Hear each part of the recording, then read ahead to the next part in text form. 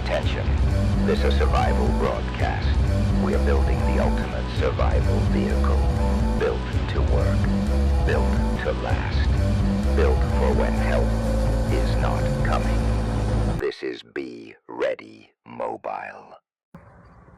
Hey guys, it's Jordan over at Be Ready, and you've asked for it. Here it is, part 2 of the Be Ready Mobile project.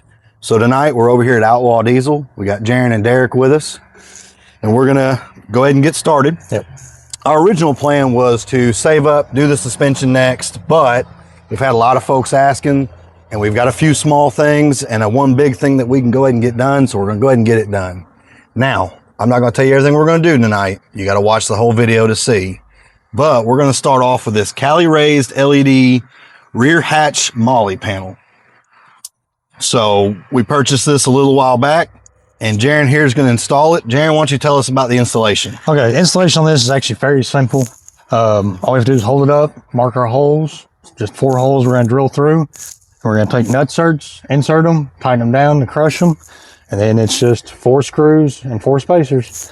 After that, we'll look at installing some fire extinguishers on this thing first thing. Yep. So one of the first things we're going to do is we've got these brackets. We're going to install some fire extinguishers. Those are always handy to have, and with Jaron being our mechanic, probably going to need them. What else is really cool about this system is, obviously, it'll take molly pouches, and we've got some of those to install tonight. You can also use like Velcro straps to affix different equipment to it. We'll do some of that tonight just so you can kind of see. But we're not going to sit here and make you watch an hour of us drilling holes and screwing things in. So we're going to put it on time lapse. Make sure you stick around. Once we get it mounted, we'll show you what it looks like. We'll get some stuff on it, show you what that looks like, and then we'll move on to the next thing. But you got to watch this till the end to see. So we'll be right back with you.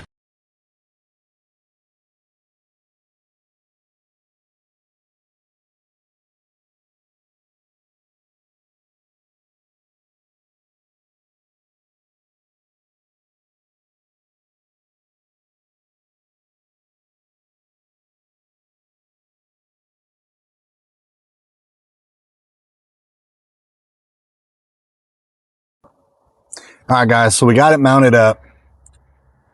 We're going to kind of do a little math, see where we want to put some stuff, but the installation wasn't terrible. It took us about 15 minutes, give or take. So we had to measure it a few times, you know. We want to make sure we got it on there right. So we'll be right back. We're going to get some stuff mounted up on it and give you a good picture of it. That way you can see how it looks with all the gear on it. We'll be right back with you. All right, guys, so we got some stuff mounted up. We're not going to mount everything tonight. We actually ordered some struts that'll hold up a lot more weight. They were supposed to be in today. They haven't come in yet, but we didn't want you to have to wait for a video. But we got a couple pouches. I got a med pouch, a GP pouch, and these really cool fire extinguisher attachments. Just pull the knob, fire extinguisher comes right out. Gives me 2 small fire extinguishers in case we ever need them. But once the new struts come in, we'll get those replaced. We'll get the rest of this filled up, and we'll send you out some pictures of that. So if you've made it this far, let's go work on the next thing. All right, guys. So the next thing we're going to do is we're going to build ourselves a little command console. So what we have here is the bullet point mounting system. Unfortunately, we had some cameras issues, so you missed us putting in the base. But all we did was we popped the face here off the radio. A couple screws hold this on. We ran a power line up behind it, and now we're going to mount the rest of it. So what we'll do is we have the little brackets that we're going to install, and then this goes up on here. I'll mount it down, and we've got mounting arms where I can mount my phone and a few other things, and we'll show you those when we get around to them. So we'll put it on the speed up so you don't have to sit here and watch me put screws in for 15 or 20 minutes. And then once we get it mounted, we'll talk about it again.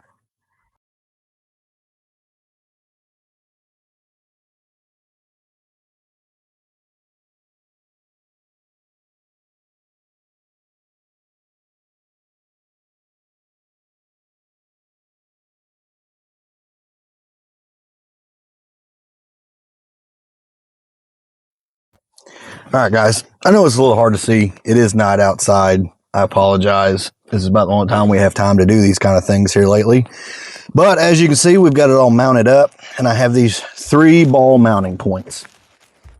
So I'm going to go ahead and mount up my phone mount and our Mesh-tastic mount. And I'm going to wire this to a solar panel that we're going to mount up on the dash.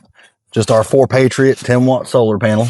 Keeps my Mesh-tastic node charged up. If you don't know what that is, keep watching. Make sure you subscribe. We'll have a long video out on those here soon. And we got something really cool coming with a mesh network. So I'm going to get all this hooked up and then we'll show you the final product.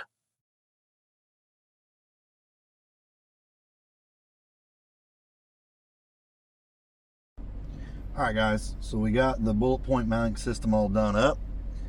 I've got the spot for my phone, and here's what I really like is it's got a little sensor, opens up, I stick my phone on it, closes on its own, charges my phone. It's really cool.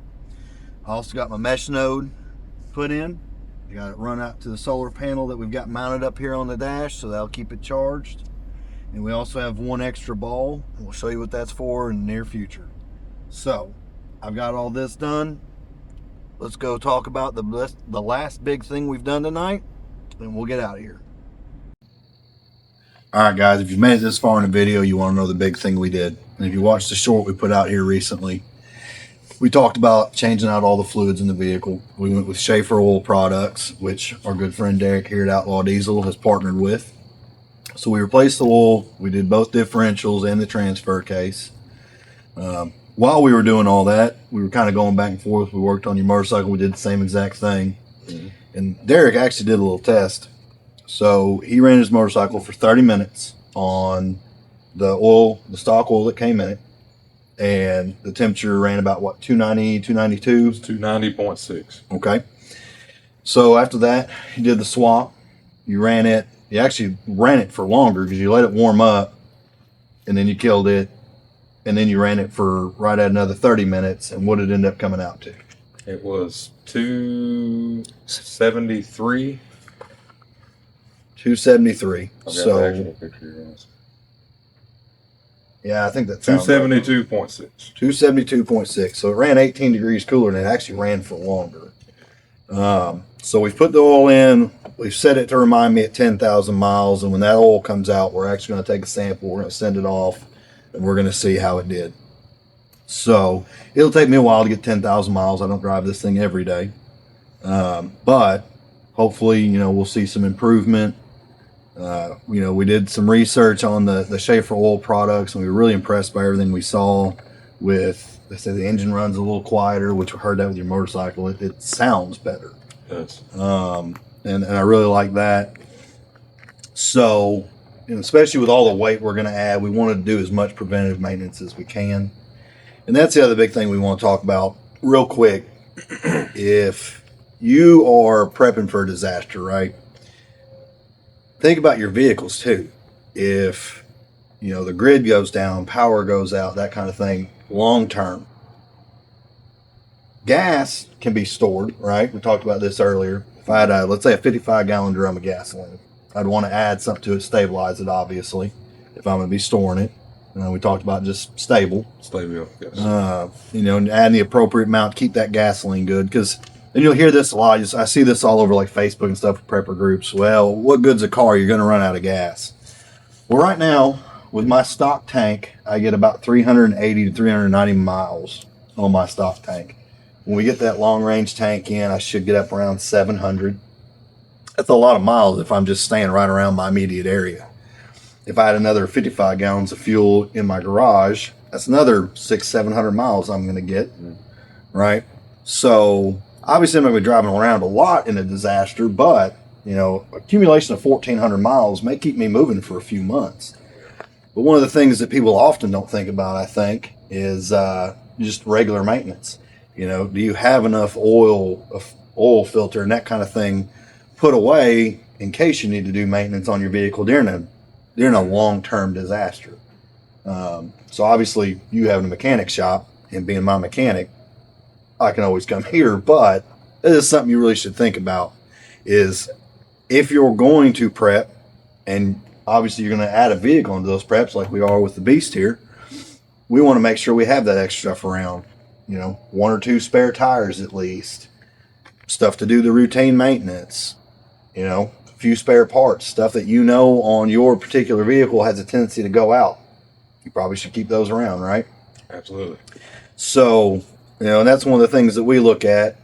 The reason I picked a 4Runner as the bug out vehicle project is these motors seem to last a really long time.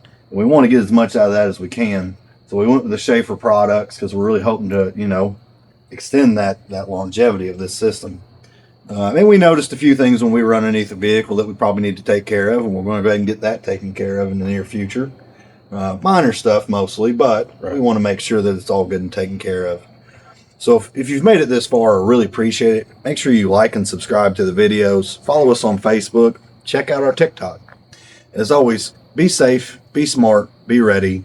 We'll see you real soon.